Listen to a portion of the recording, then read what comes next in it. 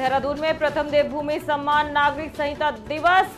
मुख्यमंत्री पुष्कर सिंह धामी ने कहा, यूसीसी से समाज में समानता, न्याय और महिलाओं के आधार मजबूत होंगे। उत्तराखंड बना देश का पहला राज्य। उत्तराखंड में यूसीसी लागू होने का 1 साल। भाजपा प्रवक्ता नवीन ठाकुर ने इसे ऐतिहासिक बताया। कानून से समानता और महिलाओं के अधिकार मजबूत, आम लोगों को मिला न्याय और लाभ।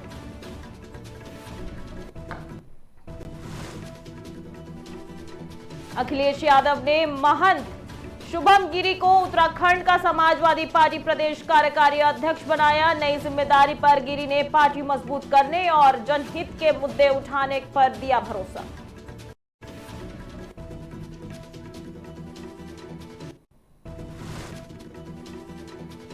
चारधाम यात्रा से पहले बीकेटीसी का बड़ा बयान। बद्रीनाथ, केदारनाथ समेत सभी बड़े मंदिरों में गैर हिंदुओं का प्रवेश प्रतिबंधित। धार्मिक क्षेत्र की सुरक्षा और आस्था की रक्षा को प्राथमिकता।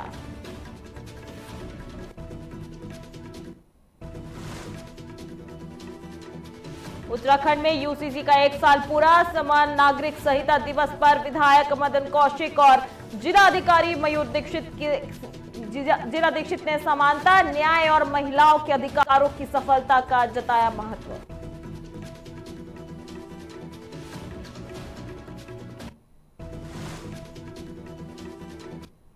नमस्कार, आप देख रहे हैं न्यूज टीवी इंडिया और मैं आपके साथ श्रोषी। चलिए खबरों की शुरुआत करते हैं आज की अहम खबर के साथ, जहां देहरादून में प्रथम देवभूमि समान नागरिक संहिता यूसीसी दिवस समारोह का आयोजन किया गया।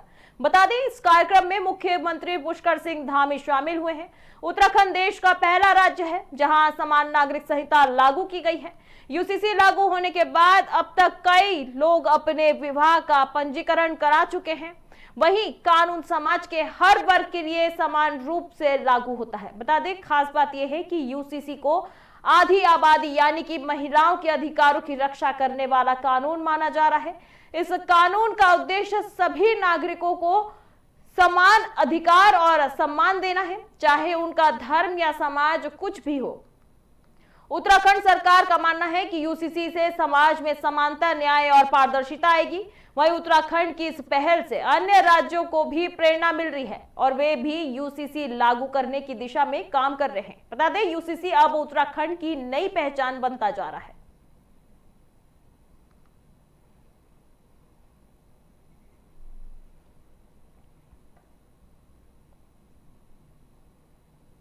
चलिए बढ़ते हैं अगली खबर की ओर। उत्तराखंड सरकार द्वारा लागू किए गए समान नागरिक संहिता यानी कि यूसीसी को प्रदेश में 1 साल पूरा हो गया है। बता दें, इस मौके पर भाजपा के प्रदेश प्रवक्ता नवीन ठाकुर ने सरकार के फैसले को ऐतिहासिक बताया। उनका कहना है कि यूसीसी लागू करने का फैसला सही साबित हुआ और इससे प्रदेश के लोगों को काफी फायदा मिला है। बता दें, नवीन ठाकुर ने कहा कि यूसीसी के कारण समाज में समानता बढ़ी है और सभी नागरिकों को एक जैसा कानून मिला है। यह कानून खासतौर पर महिलाओं के अधिकारों को मजबूत करता है। साथ ही उन्होंने कहा कि इस कानून ने देश के सामने एक अच्छी मिसाल पेश की है। भले ही कांग्रेस पार्टी यूसीसी को लेकर सवाल उठा रही हो, लेकिन सच्चाई यह है कि यूसीसी से आम लोगों को लाभ हुआ है। वहीं सरकार का मानना है कि यह कानून न्याय और समान अधिकार की दिशा में एक बड़ा कदम है।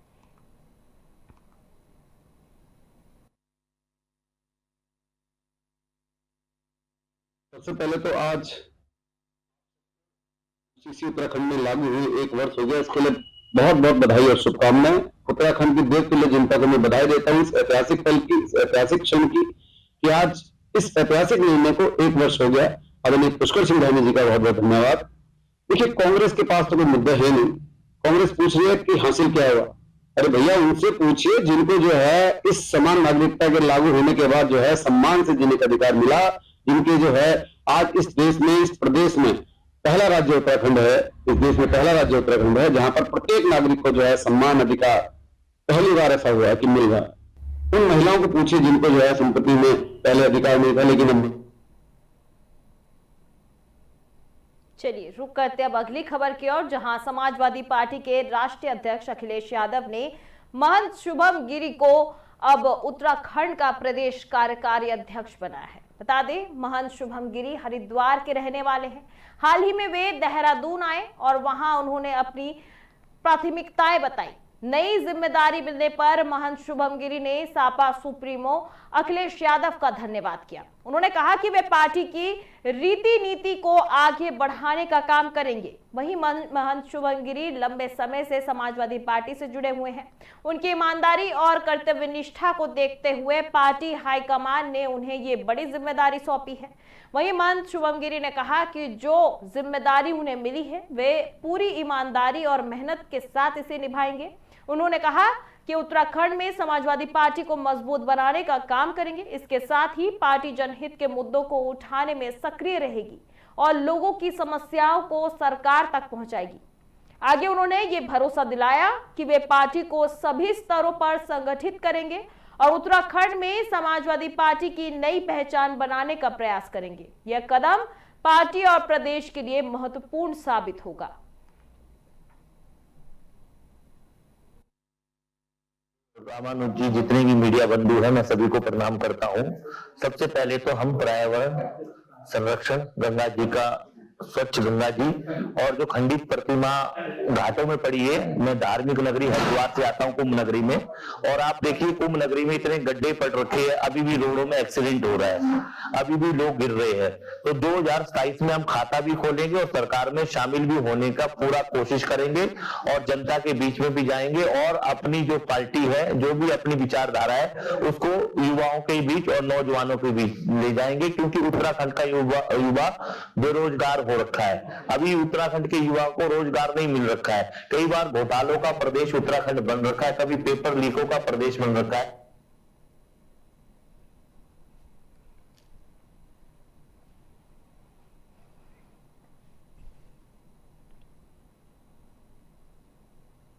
खबरों में आगे बढ़ते हैं। चारधाम यात्रा से पहले बद्रीनाथ केदारनाथ मंदिर समिति यानी कि बीकेटीसी ने बड़ा फैसला लेने की तैयारी शुरू कर दी है। बता दें, बीकेटीसी के अध्यक्ष हेमंत द्विवेदी ने बताया कि श्री बद्रीनाथ धाम, श्री केदारनाथ धाम और समिति के अंतर्गत आने वाले सभी बड़े मंदिरों में गैर हिंदुओं के प्रवेश पर प्रतिबंध लगाया जाएगा।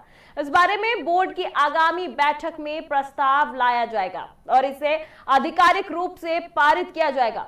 हेमंत द्विवेदी ने कहा कि मंदिर समिति का मुख्य उद्देश्य देवभूमि उत्तराखंड की धार्मिक और सांस्कृतिक परंपराओं की रक्षा करना है। उनका कहना है कि मंदिर सिर्फ पर्यटन स्थल नहीं है, बल्कि लोगों की आस्था का केंद्र है। वहीं प्रतिबंध केवल धार्मिक गतिविधियों से जुड़े क्षेत्रों में लागू होगा। इसके बावजूद सनातन धर्म में आस्था रखने वाले गैर हिंदू लोग पहले की तरह दर्शन कर सकेंगे। यह कदम इसलिए लिया जा रहा है ताकि मंदिरों की पवित्रता और धार्मिक महत्व बनाए रखा जा सके। वहीं हेमंत द्विवेदी ने यह भी कहा कि समिति का ध्यान केवल मंदिरों की सुरक्षा और आस्था की रक्षा पर है। इसके साथ ही उन्होंने क्या कुछ कहा, आइए सुनते हैं। जहां तक गैर हिंदुओं का धार्मिक स्थलों में प्रवेश की बात है, तो मैं आपको कहना चाहता हूं कि श्री केदारनाथ जी और बद्रीनाथ जी धाम कोई पर्यटक स्थल नहीं है, बल्कि एक सनातन परंपराओं का सर्वोच्च आध्यात्मिक केंद्र है। यहाँ प्रवेश का प्रश्न नागरिक का अधिकार नहीं, बल्कि धार्मिक आस्था और परंपराओं का है। आदि शंकराचार्य जी इस पूरी व्यवस्था को बना के गए थे और ये आदिकाल से ये व्यवस्था चली आ रही है। उसी का पालन हम लोग कर रहे हैं और समय समय पर लोगों की लंबे समय से ये मांग रही है कि जो हमारे धार्मिक स्थल हैं, जो हमारे इस तरह के जो बड़े धाम हैं, इन स्थलों पर जो है कि गैर हिंदुओं को प्रवेश।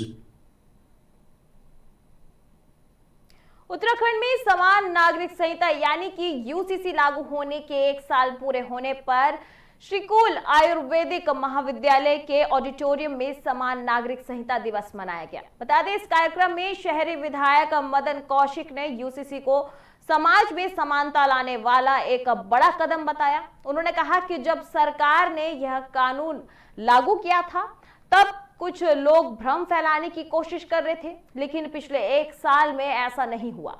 अब हर नागरिक कानून के सामने समान महसूस कर रहा है। वहीं विधायक ने यह भी कहा कि विवाह पंजीकरण और यूसीसी के अन्य नियमों में लोगों की भागीदारी बढ़ रही है, जो कानून की सफलता दिखती है। वहीं कार्यक्रम में जिलाधिकारी मयूर दीक्षित ने कहा कि समान नागरिक संहिता यानी कि यूसीसी सभी नागरिकों को बराबरी की अधिकार और न्याय दिलाती है। खास तौर पर महिलाओं और कमजोर वर्ग को इससे सुरक्षा और शांति मिल रही है। उन्होंने बताया कि हरिद्वार जनपद में यूसीसी के पंजीकरण के मामले में पूरे प्रदेश में सबसे ज्यादा असर है। वहीं जो प्रशासन और जनता की मिलकर काम करने की वजह हुई है, वहीं जिला अधिकारी ने अधिकारियों को निर्देश दिए हैं कि यूसीसी की जानकारी गांव-गांव और हर व्यक्ति तक पहुंचे ताकि समाज में समानता और न्याय और मजबूत हो।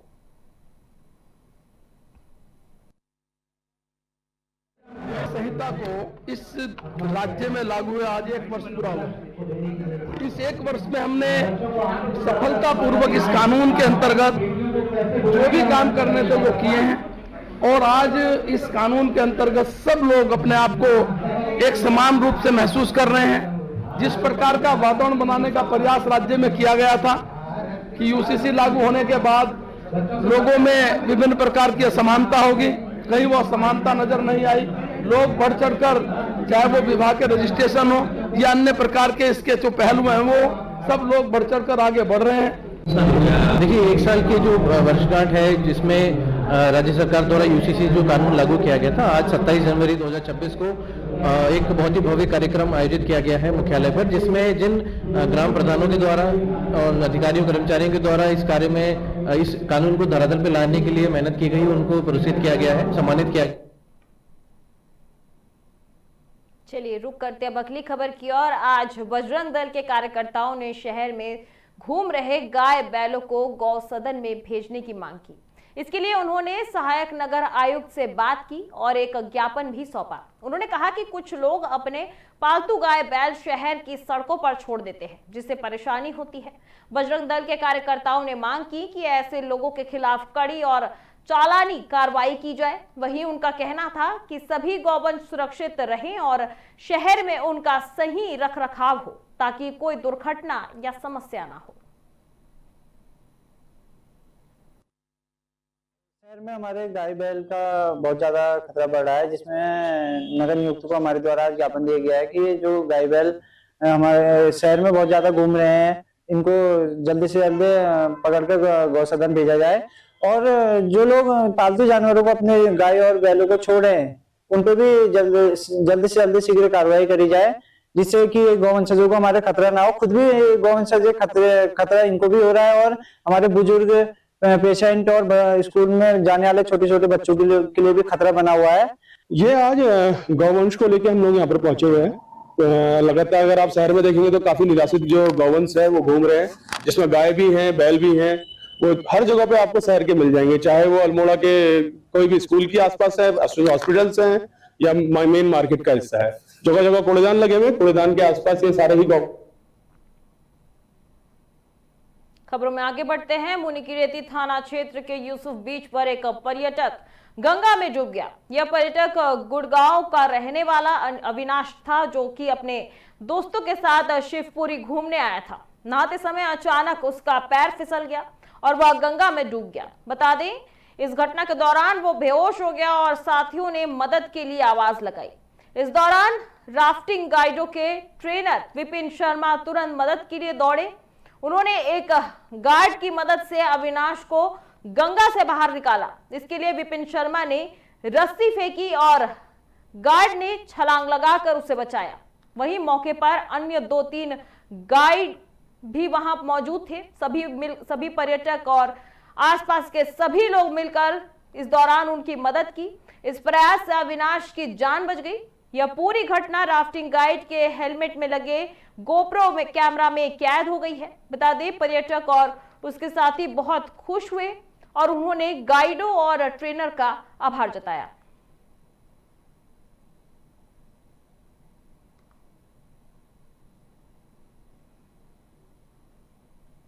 चलिए खबरों में आगे बढ़ते हैं। देहरादून में अब पहला देवभूमि सम्मान नागरिक संहिता यानी कि यूसीसी दिवस 2026 मनाया गया। इस समारोह में मुख्यमंत्री पुष्कर सिंह धामी मौजूद थे। उन्होंने कहा कि उत्तराखंड देश का पहला राज्य है जहां समान नागरिक संहिता लागू की गई है। इस कानून के तहत अब तक बहुत से लोगों ने अपने विवाह का पंजीकरण कराया है। मुख्यमंत्री ने बताया कि यूसीसी महिलाओं के अधिकारों की रक्षा करने वाला कानून है। इसके जरिए हर नागरिक को समान अधिकार और सम्मान मिलता है। उन्होंने कहा कि यह कानून समाज में समानता और न्याय लाने का बड़ा कदम है। वहीं सीएम धामी ने यह भी कहा कि उत्तराखंड की यह पहल पूरे देश के लिए उदाहरण बन रही है। अन्य राज्य भी इसे लागू करने की दिशा में काम कर रहे हैं। उन्होंने प्रधानमंत्री नरेंद्र मोदी का आभार जताया और कहा कि उनके नेतृत्व में देवभूमि उत्तराखंड से यूसीसी की शुरुआत हुई है, जो देश में समान कानून की दिशा में मदद कर रही है।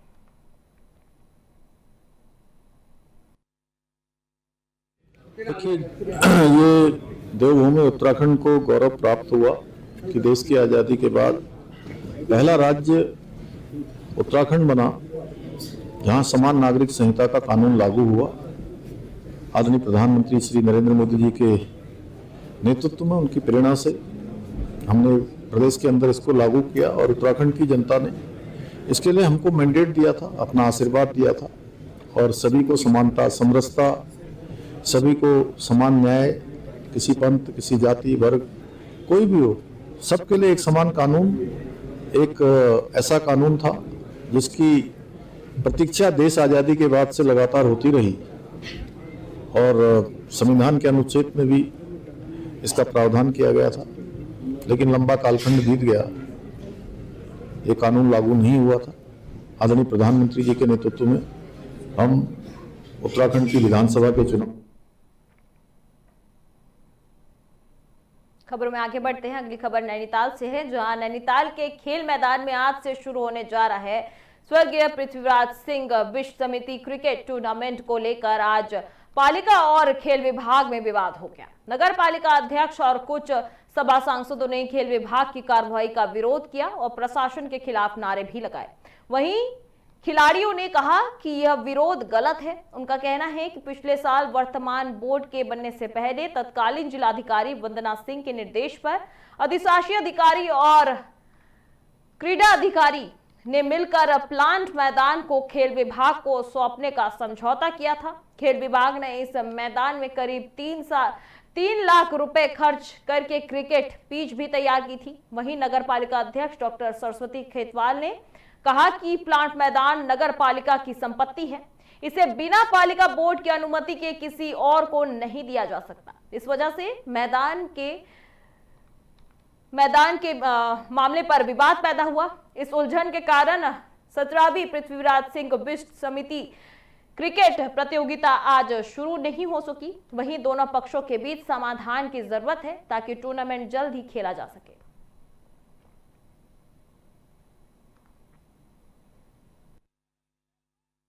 जिला प्रशासन के मार्गदर्शन में खेल विभाग द्वारा आज से प्रतियोगिता आरंभ की जानी थी, जिसमें हमारी 2 टीमें भी यहाँ पर जिनका मैच था वो भी आ गई थी। क्योंकि 24 तारीख को हमारी प्रतियोगिता का जो है प्रवेश की लास्ट तिथि थी, जिसमें निःशुल्क 32 टीमों को प्रवेश दिया गया। उसके आधार पर उन टीमों की सहमति के बाद हमने आज से मैच स्टार्ट किया और जिसकी पूर्व सूचना हमने 24 तारीख को ही पूरे प्रशासन को, अपने नगर पालिका को, सभी को ही हमने ये सूचना दी है और हम प्रतियोगिता करा रहे हैं। और साथ ही पिच का भी निर्माण हमारे द्वारा 22 तारीख तक पिच का भी निर्माण कर लिया गया और खेल विभाग द्वारा पहली प्रतियोगिता यहाँ पर हो रही थी। खेल हित में, खिलाड़ियों के हित में जो विभाग की निःशुल्क प्रतियोगिताएं होती हैं, जिसमें खिलाड़ियों को प्रवेश निःशुल्क होता है। रुक करते अगली खबर की और अगली खबर हरिद्वार से है, जहां हरिद्वार रोड के विकास प्राधिकरण ने लोगों की सुविधा और प्राधिकरण के नाम पर धन उगाही करने वाले लोगों से निपटने के लिए टोल फ्री नंबर जारी किया है। बता दें, जिस पर लोग अवैध निर्माण और अवैध कॉलोनी डेवलप किए जाने की शिकायत सीधे कर सकेंगे। इसके साथ ही प्राधिकरण से जुड़ी किसी भी कार्रवाई के बारे में जानकारी भी ले सकेंगे। टोल फ्री नंबर जारी किए जाने के बाद लगातार लोग इस नंबर पर संपर्क कर रहे हैं। प्राधिकरण के सचिव मनीष कुमार ने जानकारी दी कि मुख्यमंत्री की सरलीकरण और समाधान की नीति के तहत लोगों की सुविधा के लिए नंबर जारी किया गया है। इसके माध्यम से स्टॉक होल्डर सीधे प्राधिकरण की योजना और जानकारी से जुड़ सकेंगे।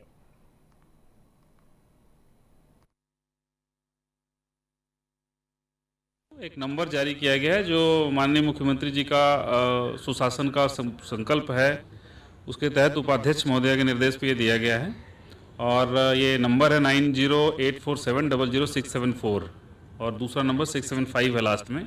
ये 2 नंबर हैं। किसी को भी हरिद्वार रुड़की विकास प्राधिकरण से कोई समस्या हो या कोई सुझाव है तो इन नंबरों पे प्रेषित कर सकता है। ये व्हाट्सएप नंबर भी हैं और आप उसके गूगल लोकेशन भेज सकते हैं, आप चित्र भेज सकते हैं। कोई भी अवैध निर्माण हो, कोई भी अवैध कॉलोनाइजिंग हो, किसी भी प्रकार की समस्या हो जो यूसीसी दिवस के मौके पर मंगलवार को पीजी कॉलेज गोपेश्वर में एक कार्यक्रम आयोजित किया गया। कार्यक्रम की शुरुआत नगर पालिका अध्यक्ष संदीप रावत ने दीप जलाकर किया, जिसके बाद राजकीय इंटर कॉलेज की छात्राओं ने स्वागत गीत प्रस्तुत की। कार्यक्रम में सूचना विभाग चमोली की सांस्कृतिक टीम ने नुक्कड़ नाटक के जरिए यूसीसी के बारे में लोगों को जागरूक किया। वहीं कार्यक्रम स्थल पर लोगों की राय जानने के लिए सुझाव पेटिका भी रखी गई। इस मौके पर जिलाधिकारी गौरव कुमार ने सभी को यूसीसी दिवस की शुभकामनाएं दी। उन्होंने कहा कि उत्तराखंड देश का पहला राज्य है जहां समान नागरिक संहिता लागू की गई है। उन्होंने बताया कि इस कानून से महिलाओं को कानूनी सुरक्षा और समाज में बराबरी का अधिकार मिलेगा। साथ ही धर्म या परंपरा के नाम पर होने वाले भेदभाव में भी कमी आएगी। पुलिस अधीक्षक सुजीत सिंह पवार ने कहा कि यूसीसी से समाज में सकारात्मक बदलाव आएगा। वहीं जिला विधिक सेवा प्राधिकरण के सचिव पुनीत कुमार ने कहा कि यूसीसी को लेकर लगातार जागरूकता कार्यक्रम होते रहना चाहिए। वहीं नोडल अधिकारी विवेक प्रकाश ने बताया कि चमोली जिले में अब तक 24,000 से ज्यादा विवाह पंजीकरण हो चुके हैं।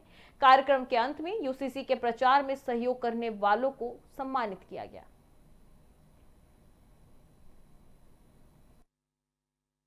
देखिए, आज जनपद मुख्यालय गोपेश्वर में यूसीसी के प्रथम वर्षगांठ पर कार्यक्रम आयोजित किया गया है, जिसमें समाज के सभी वर्गों से लोग उपस्थित थे। कॉलेज के बच्चे थे, बार एसोसिएशन के लोग थे, व्यापार संघ से लोग थे, और मान्य जनप्रतिनिधिगण थे, सभी अधिकारीगण थे। बच्चों के द्वारा सुंदर प्रस्तुति दी गई, यूसीसी के बारे में नुक्कड़ नाटिका की गई, साथ ही डिबेट भी बच्चों के द्वारा की गई। अन्य प्रतियोगिताएं भी बच्चों के द्वारा की गई थी। उसके आज उनको उसके लिए पारितोषिक भी प्रदान किया गया।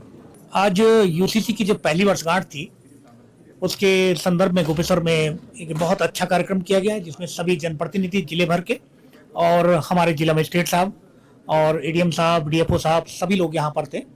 विधिक सेवा प्राधिकरण के सचिव साहब थे। तो ये एक प्रकार से जनता, अधिकारियों और जो हमारी नई पीढ़ी है बच्चों के बीच में संवाद का एक बहुत अच्छा माध्यम रहा है। और यूसीसी क्योंकि एक इवॉल्विंग लॉ है, इसमें लगातार संशोधन भी हो रहे हैं, तो इसके प्रोज एंड कॉन्स पर जो डिबेट हुआ उसके माध्यम से भी बहुत सारी चीज़ों के बारे में हम सभी को जानकारी मिली।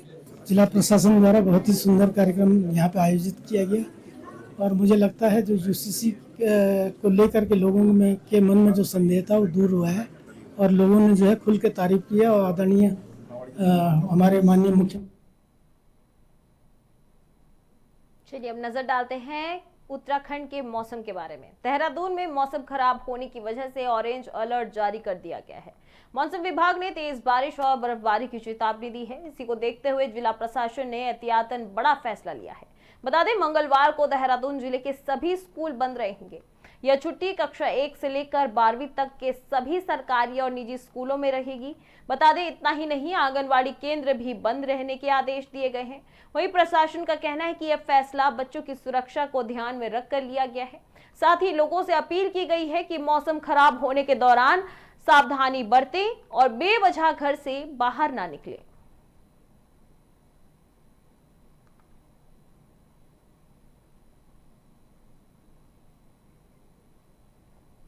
बता दें, देहरादून से इस वक्त की बड़ी खबर सामने आ रही है, जहां उत्तराखंड में अब मौसम फिर से बदल रहा है। बता दें, देहरादून में ऑरेंज अलर्ट जारी कर दिया गया है, भारी बारिश का अलर्ट जारी कर दिया गया है। वहीं भारी बारिश का अलर्ट जारी कर दिया गया है। इस दौरान मंगलवार तक सभी स्कूलों को बंद करने का आदेश दिया गया है। 1 से 12वीं कक्षा तक स्कूल कक्षाएं बंद रहेंगी।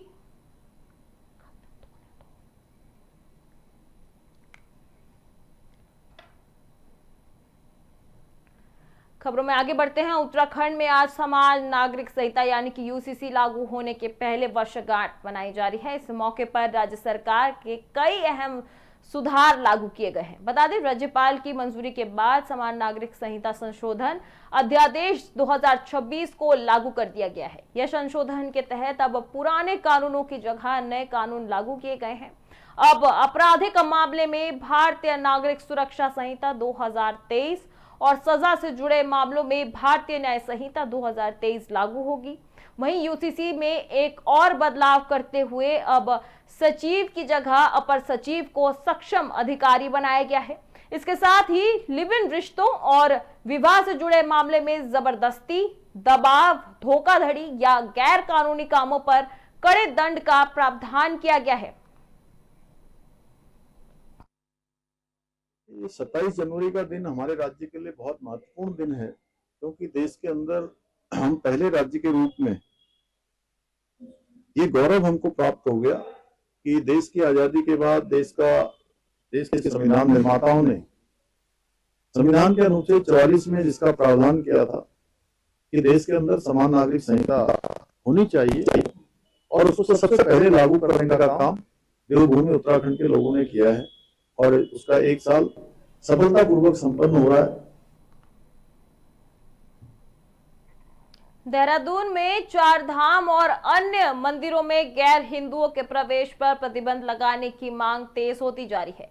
बता दें, बद्रीनाथ डिमरी धार्मिक केंद्रीय पंचायत के अध्यक्ष आशुतोष डिमरी ने बद्री केदार मंदिर समिति यानी कि बीकेटीसी के प्रस्ताव का समर्थन किया है। बीकेटीसी के अध्यक्ष हेमंत द्विवेदी का कहना है कि समिति के अधीन आने वाले सभी मंदिरों में गैर हिंदुओं के प्रवेश पर रोक लगाने के लिए आगामी बोर्ड बैठक में औपचारिक प्रस्ताव लाए जाएंगे। इस पूरे मामले पे मुख्यमंत्री पुष्कर सिंह धामी ने स्पष्ट किया है कि धार्मिक स्थलों का प्रबंधन संबंधित मंदिर समितियां करती है और सरकार उनके फैसलों का सम्मान करेगी।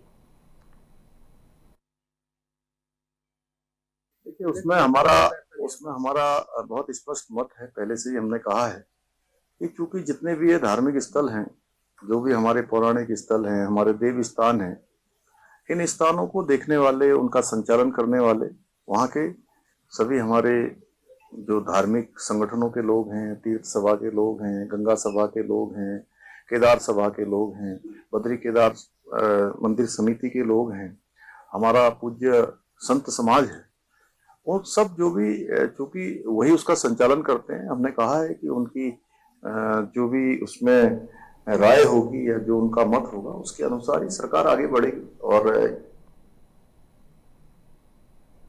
खबर उधम सिंह नगर जिले के सीमांत क्षेत्र खटीमा से है, जहां गणतंत्र दिवस के मौके पर पूरे देश में शराब की दुकानें बंद रहीं।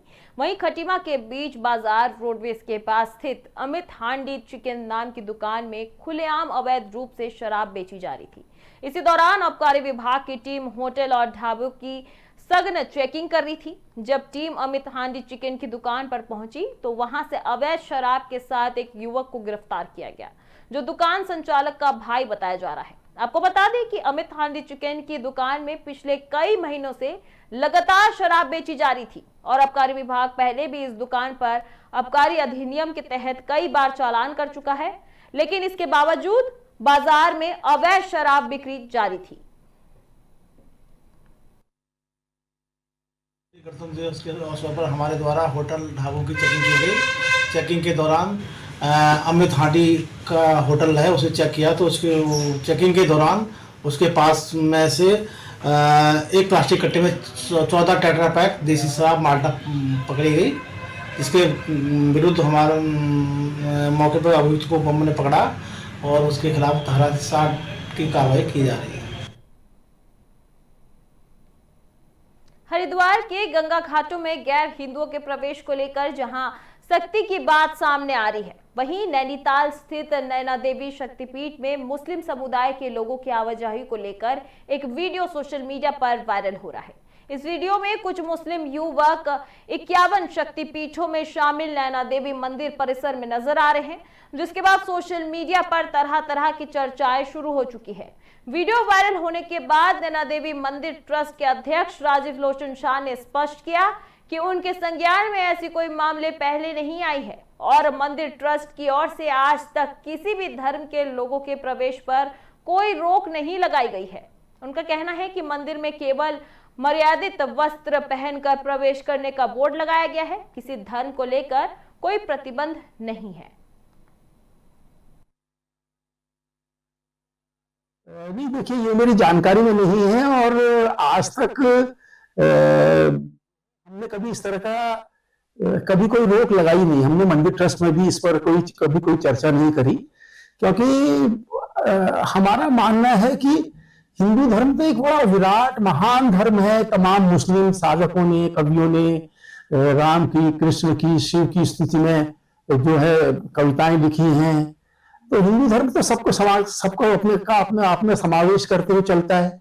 ये तो हाल के सालों में जो एक नफरती राजनीति जो पैदा हो रही है धर्म के नाम पर एक दूसरे को लड़ाने वाली, उसका असर है कि साहब वहाँ हर की पेड़ी में वो नहीं जाएंगे, गंगोत्री में नहीं जाएंगे, बद्रीनाथ में नहीं जाएंगे। व्यक्तिगत रूप से तो मैं ऐसी जो है प्रवृत्ति की बड़ी घनघोर निंदा करता हूँ कि मतलब जो अगर वो आ रहे हैं मंदिर, एक पवित्र स्थान है, वो आए हैं वो मंदिर के अंदर, अगर वो मुसलमान होंगे तो अपने धर्म के लिए ज्यादा कट्टर होंगे तो वो पूजा तो वैसे भी नहीं करेंगे। तो अब खबर देहरादून जनपद की विकासनगर तहसील से है, जहां सेलाकुई के वेस्ट होप टाउन बड़े रामपुर क्षेत्र में दबंग भूमाफियाओं की दबंगई सामने आई है। बता दें, आरोप है कि भूमाफिया अकबर बालुद्दीन अपने लव लश्कर के साथ एक गरीब दलित किसान की जमीन पर जबरन कब्जा करने पहुंचा और किसान के साथ बेरहमी से मारपीट भी की। इतना ही नहीं, किसान को जाति सूचक अपशब्द भी कहे गए। बताया जा रहा है कि यदि पुलिस समय रहते वहां नहीं पहुंचती तो किसान की जान भी जा सकती थी। इस घटना के बाद पूरे इलाके में मामला आग की तरह फैल गया है और कई हिंदू संगठन मौके पर पहुंच गए हैं। हिंदू संगठन ने दबाव में प्रशासन को दोबारा मौके पर बुलाया और किसान की जमीन से भूमाफियाओं का अवैध कब्जा हटाया गया।